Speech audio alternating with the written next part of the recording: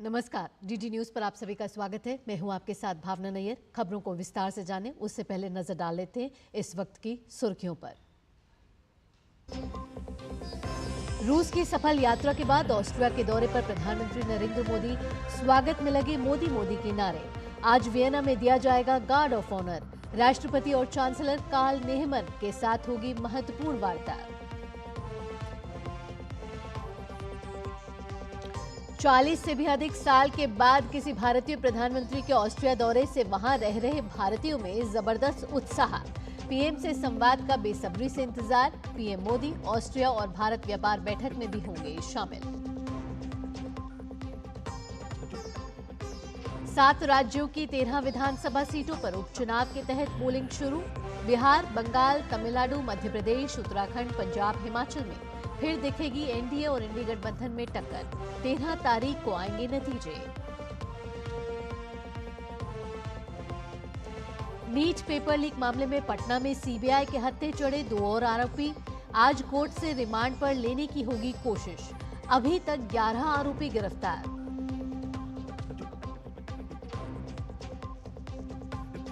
राहुल द्रविड़ की जगह गौतम गंभीर बने टीम इंडिया के नए कोच। 2027 तक रहेगा कार्यकाल।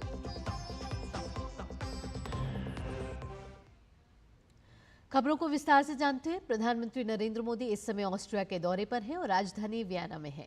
41 साल में किसी भारतीय प्रधानमंत्री की ऑस्ट्रिया की ये पहली यात्रा है। रूस की सफल यात्रा के बाद प्रधानमंत्री कल जब वियना पहुंचे तो हवाई अड्डे पर उनका जोरदार स्वागत किया गया।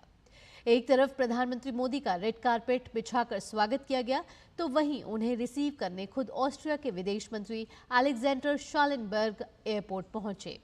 आज प्रधानमंत्री मोदी ऑस्ट्रिया के राष्ट्रपति अलेक्जेंडर वॉन डर बेलेन और चांसलर कार्ल नेहमर के साथ वार्ता करेंगे। इस दौरान दोनों देशों के बीच कुछ महत्वपूर्ण समझौतों पर हस्ताक्षर होने की उम्मीद है। इसके बाद प्रधानमंत्री मोदी ऑस्ट्रिया और भारत व्यापार बैठक को संबोधित करेंगे। प्रधानमंत्री मोदी वियना में रहने वाले भारतीय समुदाय के लोगों से भी संवाद करेंगे। ऑस्ट्रिया भारत का एक मजबूत और विश्वसनीय साझेदार है और दोनों ही देश लोकतंत्र और बहुलवाद के आदर्शों को साझा करते हैं। वियना एयरपोर्ट के बाद प्रधानमंत्री नरेंद्र मोदी जब होटल पहुंचे तो बड़ी संख्या में भारतवंशियों ने उनका स्वागत किया। इस दौरान मोदी मोदी के नारे लगाए गए। इस अनमोल क्षण का साक्षी बच्चे भी बने जो अपने अभिभावकों के साथ प्रधानमंत्री मोदी से मुलाकात के लिए होटल पहुंचे थे।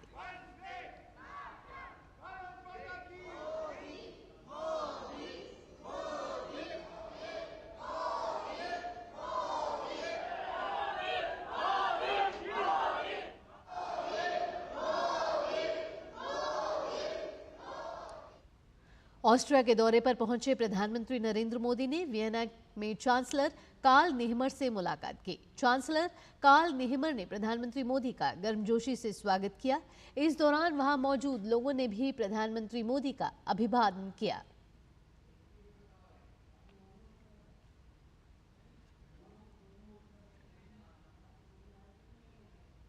प्रधानमंत्री नरेंद्र मोदी ने सोशल मीडिया प्लेटफॉर्म एक्स पर एक पोस्ट लिखकर ऑस्ट्रिया के चांसलर को गर्मजोशी से भरे स्वागत के लिए धन्यवाद कहा। उन्होंने लिखा, चांसलर कार्ल नेहमर, गर्मजोशी से स्वागत के लिए धन्यवाद। मैं कल भी हमारी चर्चाओं का इंतजार कर रहा हूं। हमारे देश वैश्विक भलाई को आगे बढ़ाने के लिए मिलकर काम करना जारी रखेंगे।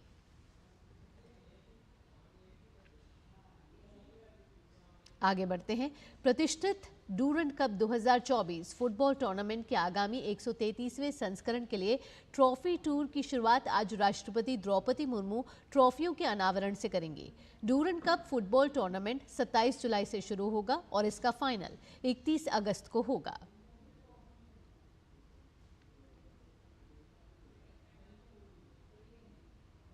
बुलेटिन में आगे बढ़ते हुए देश भर के अलग अलग राज्यों की 13 विधानसभा सीटों पर आज उपचुनाव हो रहा है। बिहार की 1, मध्य प्रदेश की 1, उत्तराखंड की 2, पंजाब की 1, पश्चिम बंगाल की 4, तमिलनाडु की 1 और हिमाचल की 3 सीटों पर मतदान शुरू हो गया है। जिन सीटों पर उपचुनाव हो रहे हैं उनमें से कुछ सीटें लोकसभा चुनाव के बाद खाली हुई हैं, वहीं कुछ सीटें विधायकों के निधन के बाद खाली हुई हैं। इन सीटों पर उपचुनाव का नोटिफिकेशन 14 जून को जारी हुआ था। उपचुनाव के नतीजे 13 जुलाई को घोषित किए जाएंगे।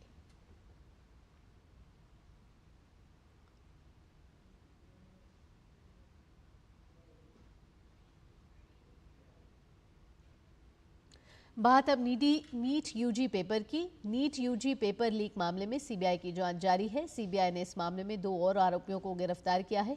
इन दोनों को ही पटना से गिरफ्तार किया गया है। दोनों आरोपियों से पूछताछ जारी है। गिरफ्तार किए गए आरोपियों को आज सीबीआई विशेष कोर्ट में पेश करेगी। इन गिरफ्तार आरोपियों में एक परीक्षार्थी है और दूसरा एक परीक्षार्थी के अभिभावक है। आज सीबीआई की पूरी कोशिश रहेगी कि इन्हें रिमांड पर लिया जा सके। इसके साथ ही अन्य आरोपियों की गिरफ्तारी के लिए छानबीन जारी है।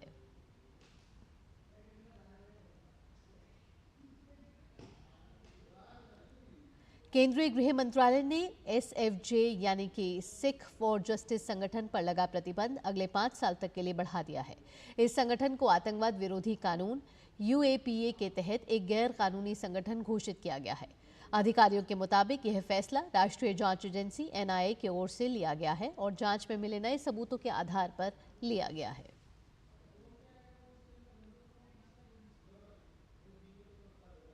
यहां रुक रहे एक छोटे से ब्रेक के लिए। ब्रेक के बाद भी खबरों का सिलसिला यूं ही जारी रहेगा। आप जुड़े रहिए टीटी न्यूज के साथ।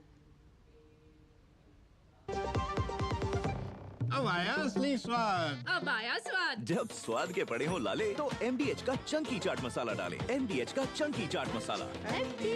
MDH स्वाद से सबको दीवाना कर दे, दीवाना कर दे। पता का चाय, गजब का स्वाद। मैं क्या जी, सब जानते हैं जहां दिखे मारियो, अपना समझ के खा लियो।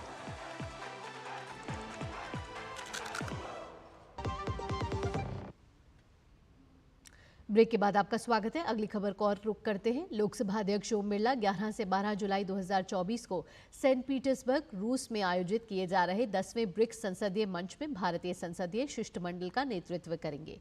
इस शिष्टमंडल में राज्यसभा के उपसभापति हरिवंश नारायण सिंह भी शामिल होंगे। 10वें ब्रिक्स संसदीय मंच का मुख्य विषय समान वैश्विक विकास और सुरक्षा के लिए बहुपक्षवाद को मजबूत करने में संसदों की अहम भूमिका है। ब्रिक्स देशों और आमंत्रित देशों के अध्यक्ष, संसद सदस्य और अंतर संसदीय संघ के अध्यक्ष तुलिया एक्सन ब्रिक्स संसदीय मंच की बैठकों में भाग लेंगे। लोकसभा अध्यक्ष ब्रिक्स संसदीय आयाम के अंतर्गत अंतर संसदीय सहयोग को मजबूत करने की संभावनाओं सहित अन्य मुद्दों पर संसद की भूमिका पर अपने विचार साझा करेंगे। इस सम्मेलन के दौरान लोकसभा अध्यक्ष अन्य देशों की संसद के पीठासीन अधिकारियों के साथ द्विपक्षीय बैठकें करेंगे। लोकसभा अध्यक्ष इस यात्रा के दौरान रूस के मॉस्को में भारतीय प्रवासियों से मुलाकात भी करेंगे। और अब बात मानसून की। बिहार में बाढ़ का खतरा लगातार बढ़ता जा रहा है। कई नदियां उफान पर हैं। कोसी, गंडक समेत कई नदियां खतरे के निशान से ऊपर बह रही हैं। बिहार सरकार के कई मंत्रियों ने बाढ़ प्रभावित इलाकों में मोर्चा संभाल लिया है। सरकार ने बाढ़ पीड़ितों को राहत पहुंचाने के लिए कई स्तरों पर इंतजाम किया है। लोगों को सुरक्षित स्थान पर भी भेजा जा रहा है। साथ ही SDRF की टीमों की भी तैनाती की गई है। बिहार के कई इलाके इन दिनों बाढ़ से जूझ रहे हैं। नेपाल में हो रही बारिश ने मुश्किलें और बढ़ा दी हैं। गंडक, कोसी, बागमती, महानंदा, परमान जैसी नदियां कई स्थानों पर खतरे के निशान से ऊपर बह रही है। नेपाल बैराज से पानी छोड़े जाने के बाद सहरसा में कोसी नदी अपने उफान पर है। सहरसा जिले के नौहट्टा प्रखंड के तटबंध के भीतर सैकड़ों घर कोसी के चपेट में आ गए हैं। बिहार सरकार के जल संसाधन मंत्री विजय कुमार चौधरी का कहना है कि साल 2004 के बाद नेपाल क्षेत्र में इस बार सबसे अधिक बारिश हुई है और उसके कारण ही परेशानी बढ़ रही है। पूरा इलाका जलमग्न हो गया है। कई लोगों के घरों में पानी घुस गया है। हालांकि सोमवार को दूरदर्शन पटना पर खबर चलने के बाद मामले में नौहट्टा की अंचलाधिकारी एक्टिव दिखी। उन्होंने तत्काल 4 नाव का इंतजाम किया है ताकि यहां के लोगों को राहत पहुंचाया जा सके। गोपालगंज में भी गंडक नदी का जलस्तर लगातार बढ़ रहा है। बिहार के गन्ना मंत्री और जिला प्रभारी कृष्ण नंदन पासवान खुद आज गोपालगंज पहुंचे, जहां अधिकारियों के साथ समीक्षा बैठक की। उन्होंने नाव से घूमकर बाढ़ पीड़ितों से मुलाकात की, साथ ही गन्ने के फसल को भी देखा। बाढ़ से निपटने के लिए हम प्रशासन और हम सभी तैयार हैं और इसे निपटेंगे। और आपदा है, आपदा प्रबंधन को भी मैंने सब सक्रिय किया है। ये आपदा के तरफ से जो रिलीफ आम जनता के बीच में देना है वह रिलीफ भी मिलेगा, और फसल जो बर्बाद हो रही है इसको हम देख रहे हैं, इसका भी हम समीक्षा करके सरकार को बताएंगे और फसल क्षति भी दिलाने का काम करेंगे। बिहार में बाढ़ की स्थिति को देखते हुए खुद मुख्यमंत्री नीतीश कुमार ने भी सोमवार को कई इलाकों का दौरा किया था। इसके साथ ही अधिकारियों को दिशा निर्देश दिया था। मामले में जल संसाधन विभाग को भी मुस्तैद रहने को कहा गया है। Bureau report, DD news. बढ़ते अगली खबर की ओर। झारखंड राज्य में पलायन एक बड़ी समस्या है। हर साल हजारों लोग रोजगार के लिए दूसरे राज्य और देश में पलायन करते हैं। राज्य में इंडिया गठबंधन की सरकार है। सरकार ने 5 लाख नौकरी देने की बात कही थी। इनकी तमाम कोशिशों के बावजूद सरकार इसे पूरी तरह से रोकने में कामयाब नहीं हो सकी है। ना ही युवाओं को रोजगार मिला है, ना ही नौकरी। देखिए झारखंड के रांची से हमारे संवाददाता सोमेश पटेल की एक ग्राउंड रिपोर्ट। झारखंड राज्य में पेट की खातिर मजदूरों का पलायन आम बात है। हर साल लाखों मजदूर रोजी रोजगार के लिए न केवल दूसरे राज्य की ओर रुख करते हैं, बल्कि विदेश तक की यात्रा करते हैं। झारखंड सरकार के श्रमाधान पोर्टल के आंकड़ों के मुताबिक सबसे ज्यादा पलायन गिरिडीह जिले से होता रहा है। उसके बाद संथाल के पाकुड़, दुमका, साहिबगंज, खूंटी, लोहरदगा, सिमडेगा, गुमला, खूंटी शामिल है। वहीं इस मामले में राज्य मंत्री संजय सेठ का कहना है कि 5 साल के अंदर यहां के लोगों को कोई रोजगार नहीं मिला। इंडिया गठबंधन की सरकार ने एक भी वादा पूरा नहीं किया है, इसलिए यहां के लोग पलायन कर रहे हैं। 5 साल के अंदर कांग्रेस और जेएमएम की सरकार एक भी वायदा 5 लाख नौकरी देंगे, कहां गया वायदा भाई? 5 लाख नौकरी जब हमारी भाजपा की सरकार थी, रघुवर दास की सरकार थी, मेरे लोकसभा के अंदर ऐसे 14 उद्योग खुले थे, आज बंद हो गए। सैकड़ों हजारों लोगों को रोजगार मिलना था, रोजगार चालू था। ऐसे 15,000 मेरे लोकसभा 15,000 हमारे घर की बेटियां को नौकरी लगी, सब छूट गया। तो क्या करेगा वो? पलायन करके दूसरी जगह, पेट तो पालना है। बीजेपी विधायक ने कहा है कि जल जंगल जमीन के झूठे वादे करके सत्ता में सरकार आई है। प्रदेश में रोजगार का घोर अभाव है, इसलिए यहाँ पलायन जारी है। यहाँ न तो रोजगार की संभावना है, जल जंगल जमीन जानवर, ये झूठे वादे नारे देकर के सत्ता में आए और इन्होंने राज्य में सबसे ज्यादा यहाँ के आदिवासियों को, मूलवासियों को, नौजवानों को इन्होंने चला है। प्रदेश में रोजगार का घोर अभाव है और इसी कारण से यह पलायन जारी है। झारखंड मुक्ति मोर्चा के विधायक कह रहे हैं कि देश के पैमाने में रोजगार की स्थिति में हम तीसरे नंबर के स्थान पर हैं। देश के पैमाने पर रोजगार की स्थिति में आज पूरे विश्व में हम लोग पिछले स्थान पर हैं। भारतीय जनता पार्टी के नेताओं को वो नहीं दिखता है, लेकिन झारखंड के बेरोजगारों की अगर बड़ी चिंता है तो झारखंड का 1,36,000 करोड़ जो बकाया केंद्र सरकार के पास है वो दिलवा दें। निश्चित रूप से सरकार लोगों के रोजगार की। वहीं यहाँ के रहने वाले लोगों का कहना है कि यहाँ के लोगों को रोजगार नहीं मिलने के वजह से दूसरे राज्य जा रहे हैं। रोजगार यहाँ नहीं मिला तो दूसरे राज्य में भी देखते हैं और यहाँ मिलता है। बहुत पैसा बहुत कम है यहाँ, 10,000 12,000 पर खटते हैं जगह। हम लोग यहाँ अगर नहीं मिल पाता है काम तो फिर दूसरे राज्य के लिए सोचते हैं। झारखंड के मजदूरों की डिमांड न केवल देश के विभिन्न शहरों में है बल्कि विदेशों में भी है। ऐसे में रोजगार की तलाश में मौका मिलते ही ये मजदूर घर छोड़कर निकल पड़ते हैं। हालांकि दोनों राजनीतिक पार्टियों के अपनी अलग अलग बातें हैं, लेकिन सच बात तो यह है कि बड़े पैमाने पर यहाँ से लोग दूसरे राज्यों में काम की तलाश में निकल रहे हैं। झारखंड राज्य को बने लगभग 24 वर्ष हो गए हैं, लेकिन विकास के पैमाने पर कर देखा जाए तो राज्य का समुचित विकास नहीं हो पाया है। झारखंड राज्य में पलायन एक बड़ी समस्या है। हर साल हजारों लोग रोजगार के लिए दूसरे राज्य और देश में पलायन करते हैं। राज्य में इंडिया गठबंधन की सरकार है, वहीं इनके तमाम कोशिशों के बावजूद भी सरकार पलायन रोकने में कामयाब नहीं हो सकी है। Somesh Patel, DD News, Ranchi, Jharkhand. भारत कारगिल युद्ध की रजत जयंती मना रहा है। हिमालय की चोटियों पर हमारे जवान लगातार तैनात हैं और उसी तैनाती के साथ वो हमारे देश की रक्षा कर रहे हैं। और साथ ही साथ आपको बता दें कि भारत कारगिल युद्ध की आज रजत जयंती मना रहा है। हिमालय की चोटी पर हमारे लड़ाकू जहाज़ों की जाबाजी से भरे किस्से आज भी ताज़ा हैं। हमारे संवाददाता विशाल बैरिस्टो ने वायुसेना के पूर्व प्रमुख air chief marshal RKS Bhadauria से खास बातचीत की है। Air chief marshal Bhadauria, operation सफेद सागर की जब हम बात करते हैं तो कितना क्रूशल था ये? ऑपरेशन सफेद सागर इस जीत के लिए बहुत ही क्रूशल था, बिकॉज एयर पार से जो इफेक्ट आया हमारे इंडियन आर्मी की सपोर्ट के लिए, एंड जो इंट्रूडर्स थे, जो एनिमी फोर्सेस थे, जो ऑलरेडी एंट्रेंच थे, ऑलरेडी बंकर्स में थे, हिल टॉप्स पे थे, उनको वहाँ से निकालने के लिए एक बहुत ही सक्सेसफुल ऑपरेशन था। सर, कितने दिन तक ये अभियान चला ऑपरेशन सफेद सागर, और क्या चैलेंजेस थे और हमारे अचीवमेंट्स क्या रहे इसमें?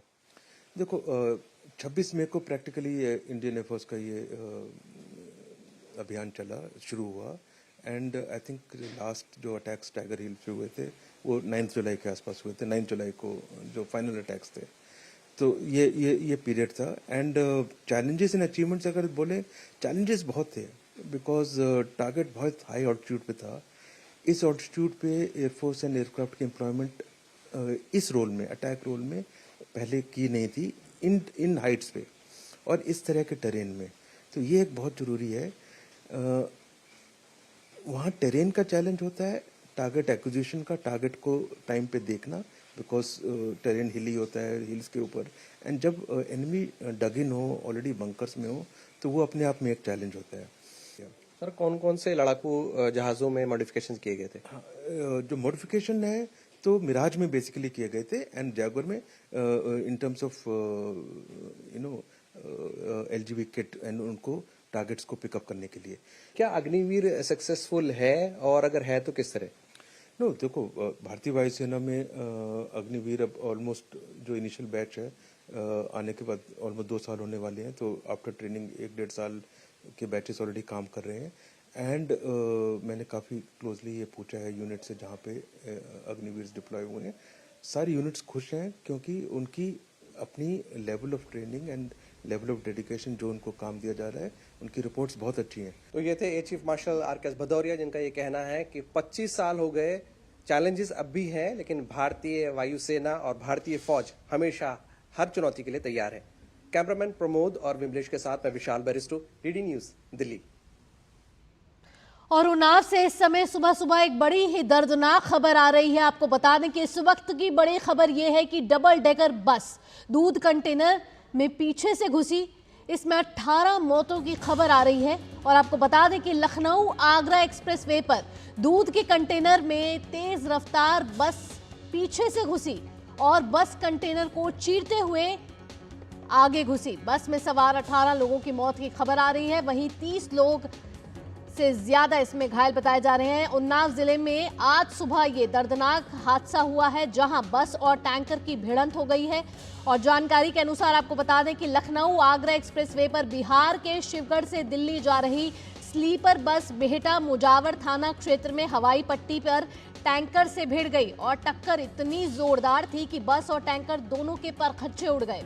हादसे में कहा जा रहा है कि 18 लोगों की मौत हो गई है, इसमें 2 महिला और 1 बच्चा शामिल है। वहीं 30 से ज्यादा लोग गंभीर रूप से घायल बताए जा रहे हैं। आपको बता रहे हैं कि ज्यादा जानकारी के अनुसार पुलिस राहत कार्य में जुटी हुई है और घायलों को अस्पताल पहुंचाया जा रहा है। तो यह हादसा लखनऊ आगरा एक्सप्रेसवे पर हुआ है और यह हादसा बेहद ही दर्दनाक हुआ है और इसमें 18 लोगों की मौत जो है वो बताई जा रही है। और हमारे संवाददाता भी हमारे साथ जुड़ चुके हैं, विजय आपसे ताजा जानकारी लेना चाहेंगे। विजय, अभी इस समय क्या ताजा अपडेट है, कितना बेहद ही दर्दनाक हादसा ये नजर आ रहा है और 18 लोगों की मौत की पुष्टि की जा चुकी है, पुलिस किस तरीके से काम कर रही है? अनु जी, मैं आपको बता दूं कि ये सुबह 4:30 बजे के लगभग का मामला है। इस बिहार के सीवान से बस जा रही थी और टैंकर जो था सुबह जो था वो उसमें क्रॉस कर रहा था, उसी दौरान आपस में घटना घटी और इसमें तत्काल 18 लोगों की वहीं पर मौत हो गई। आला अधिकारी बिहार के बांगरमऊ थाना क्षेत्र के गढ़ा गांव के सामने की घटना हुई आगरा एक्सप्रेस पे, और वर्तमान में वहाँ एडिशनल SP सारे अधिकारी उस पर पहुंच गए हैं। उनको CSC पास में पहुंचाया गया है और वहां पे 18 लोगों को मृत घोषित कर दिया गया है। बाकी करीब 30 लोग, उससे अधिक भी लोग घायल है और उनको CSC व जिला अस्पताल धीरे धीरे पड़ गया। कुछ लोगों को लखनऊ ट्रामा सेंटर भी भेजा गया है गंभीर हालत में।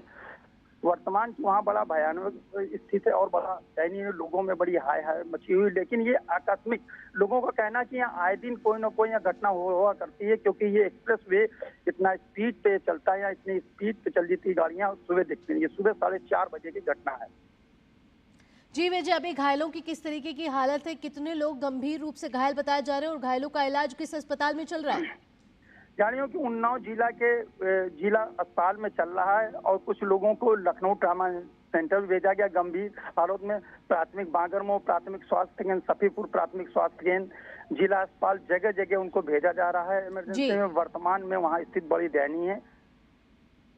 जी, साथ ही साथ आपसे पूछना चाहेंगे विजय कि कितना बड़ा हादसा था, क्योंकि कहा यह जा रहा है कि जिस बस और टैंकर के बीच में भिड़ंत हुई है, दोनों ही गाड़ियों के परखच्चे उड़ गए हैं। ये दोनों की हालत ये हुई कि सुबह बस के दूध का टैंकर था, दूध ले जाने के चक्कर में स्पीड में ये हादसा हुआ है। सुबह दूध टैंकर अपने क्षेत्र में जाते हैं, जगह जगह रोकते हैं, तो दूध टैंकर ले आया था और बस भी सुबह जा रही थी। वो एक्सप्रेस वे, क्योंकि एक एक्सप्रेस वे की लिमिट है, उसमें हरदम गाड़ियां तेज चलती हैं और दूध टैंकर और बस को क्रॉस करने में आपस में टक्कर हुई। लोगों को पता ही नहीं चला कि कब ये घटना हो गई। ग्रामीणों ने, वहाँ आसपास गढ़ा गाँव के ग्रामीण थे, उन लोगों ने पहुंचा, तब देखा वहां पर मौके पे कुछ पुलिस वाले थे जो ड्यूटी कर रहे थे, उन लोगों ने फोन किया, लेकिन तब तक बहुत बड़ा हादसा हो चुका। आनंद फानन में जब तक पुलिस पहुंची तब तक 15-20 लोगों की तत्काल मौत हो गई थी।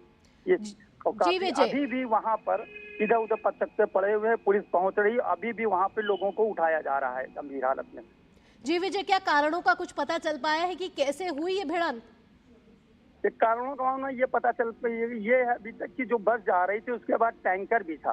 टैंकर, दूध का टैंकर जो जा रहा था स्पीड में था, वो दूध अपनी जगह पहुंचाने के लिए उसे जलती थी 4:30। इसी कारणवश आपस में ओवरटेक चक्कर में दोनों गाड़ियां आपस में क्रॉस करते हुए इसमें एक साइड से लपटी हुई चली गई। ये हादसा ग्रामीणों का कहना है वहाँ के। जी विजय, प्रशासन किस तरीके से काम कर रहा है वहाँ? कितना अभी घटनास्थल पर किस तरीके से आला अधिकारी वहाँ पहुंचे हैं अभी, और किस तरीके से कार्रवाई की जा रही है आगे की? प्रशासन पूरी तरह मुस्तैद है, प्रशासन पूरी तरह से मुस्तैद है, हर जगह कर रहे हैं। आनंद फानन वहाँ एम्बुलेंस लगा दी गई हैं, गाड़ियां लगा दी गई हैं, CST भेजा जा रहा है, ट्रामा सेंटर भी भेजे गए हैं, जिला अस्पताल में चल रही है। हर पर कई डॉक्टरों की टीम भी वहाँ मौके पर पहुंच गई है, वो भी देख रेख कर रही है और सबको अपने ले करके इधर उधर पहुंचाया जा रहा है। कुछ लोगों को कानपुर दूसरे जनपद भी भेजा गया है और कानपुर से लखनऊ और जिला अस्पताल भी भेजा जा रहा है। जी विजय, इन तमाम जानकारियों के लिए आपका बहुत बहुत धन्यवाद। आगे भी आपसे जानकारी लेते रहेंगे। तो फिलहाल इस बुलेटिन में इतना ही। अगला कार्यक्रम आप देखेंगे नया सवेरा, मेरे और मेरी सहयोगी आंचल गुलाटी कुंबर के साथ। फिलहाल के लिए मुझे दीजिए अनुमति। नमस्कार।